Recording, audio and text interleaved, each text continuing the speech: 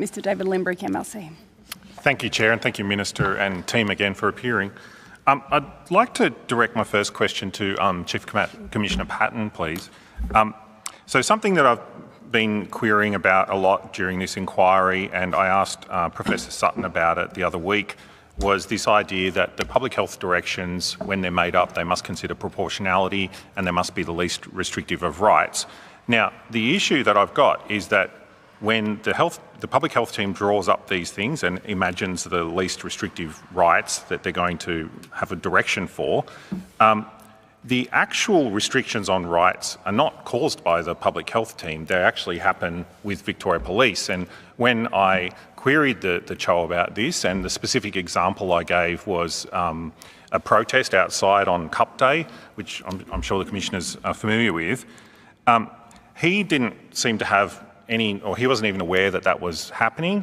And, you know, when I asked him about that, well, how does these, you know, the rights that you're imagining being limited might be quite different to the reality, his response was, well, that's, you know, Victoria Police's job. Like, how do you manage that sort of, I mean, I know you spoke this morning about, you know, communication with the CHO and this sort of thing, but it still seems like there's this gap between what the directions imagine the limitations on rights will be and the actual reality on the ground when they're enforced.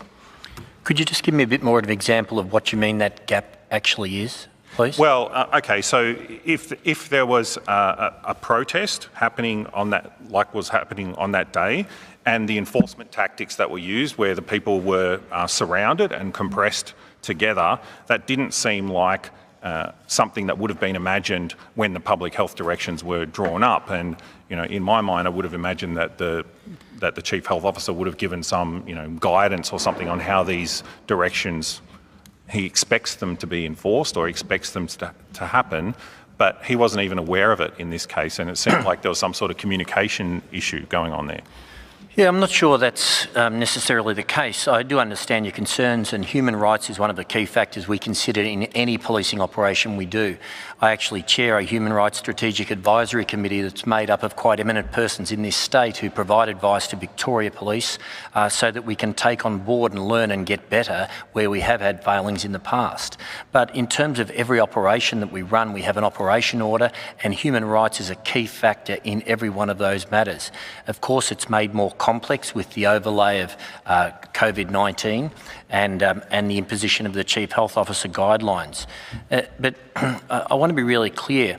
The Chief Health Officer guidelines apply to everybody, and they're not just segmented to protests. They're about limiting numbers of movement. It was all about movement in any shape or form.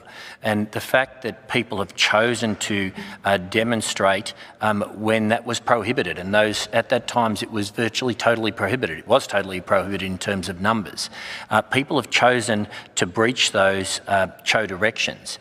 And so when you talk about human rights, I want to talk about the human rights of the community in general and everyone else who's doing the right things. So we absolutely consider human rights in our enforcement. We did on that day. In the lead up to all of these events, I think we issued something like over the journey 100 letters where we went to people saying, you are breaching the Chief Health Officer guidelines. You cannot do this. You may be arrested. You may be charged with incitement, which is an indictable offence. In addition to that, on the day that you're talking about, we again warned them not to participate in those events. They did. They chose to breach the Chief Health Officer guidelines while the rest of the community weren't doing that. They had a mass gathering which potentially put the community at risk. So in light of that, we were in a position where we took action. People were cordoned, and they were then systematically arrested and processed as was the case. They were provided drinks on the day, they were allowed to sit in the shade, and they were treated as humanely as possibly could be. And we engaged with all of them, allowing anyone who was suffering any type of medical condition to be dealt with first of all. But the reality is we are very cognizant of human rights. We appreciate human rights as a key factor in everything we do in policing, and we absolutely want it to be a vital factor for confidence from the community. But I don't think there's any gap in the CHO directions and the way we enforce them. The reality is those CHO directions were there to restrict exactly what occurred on this day.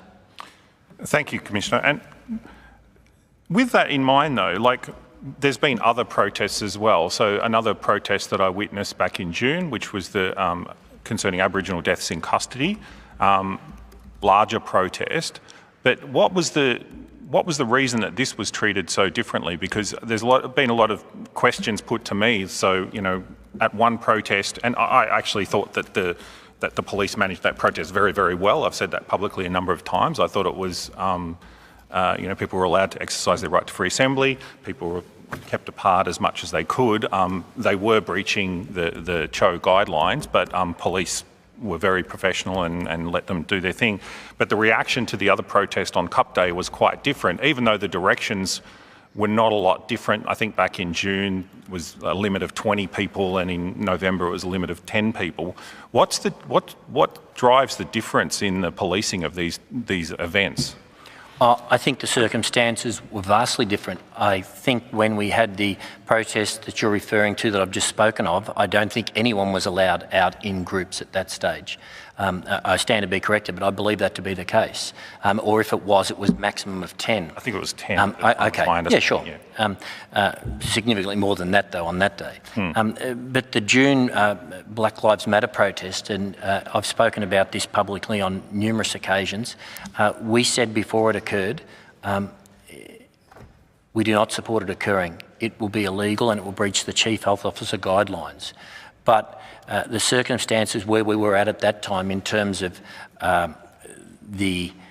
if you like, the COVID environment, the spread was very low at that stage. We hadn't just gone through a whole range of lockdowns and everything you like, so the circumstances were totally different. But I think one of the primary key factors in, we eventually made a decision to reluctantly allow that Black Lives Matter to go ahead because of the emotion that was in the community, because of the emotion that was being displayed across the world, and because of what we'd seen in other communities across the world. We'd seen arson, we'd seen looting, we'd seen assaults, we'd seen cities, and I'm sure everyone here has seen the reporting on the news, that were damaged and continue to this day still suffer the impact economically and from a reputational point of view. So my major concern at that time, as a Deputy Commissioner then, we said this should not occur. But we had over 10,000, between 10 and 20,000 people who were intent on marching. So my main aim at that stage was on public order, to ensure public order so this city could then get back on with its role. That's what we did. We did fine the organisers of that protest because we told them this should not occur and we will fine you, and we did that. But they're vastly different events at vastly different times in different scenarios with different underlying factors involved. Thank you. With regards to, you mentioned incitement. So, you know, if we had a limit of 20 people back in June, 10 in November and 100 people now, usually the objective of a protest is to get a lot of people, and usually the organisers of a protest can't control, they don't have no practical means of controlling the number of people that would turn up. You know, they might advertise it, they say we're having a protest on this day, and then people come along. How can an organiser, in practical terms, organise a protest without risking being charged with incitement? Even if they said, you know, we only want 100 people to turn up, they can't guarantee that they can do that. Is there, I'm not sure if there's a practical means through which they can avoid being charged with incitement. Look, I think the people we've charged with incitement are people who incited a protest when they weren't allowed to have protests, full stop. Not allowed to protest because it would have been a breach. And they put on Facebook, they advertise, they make a range of representations saying, we're going to have a protest here, we're going to do this. We go and say, no, you cannot do that. It's against the law. You're committing an indictable offence.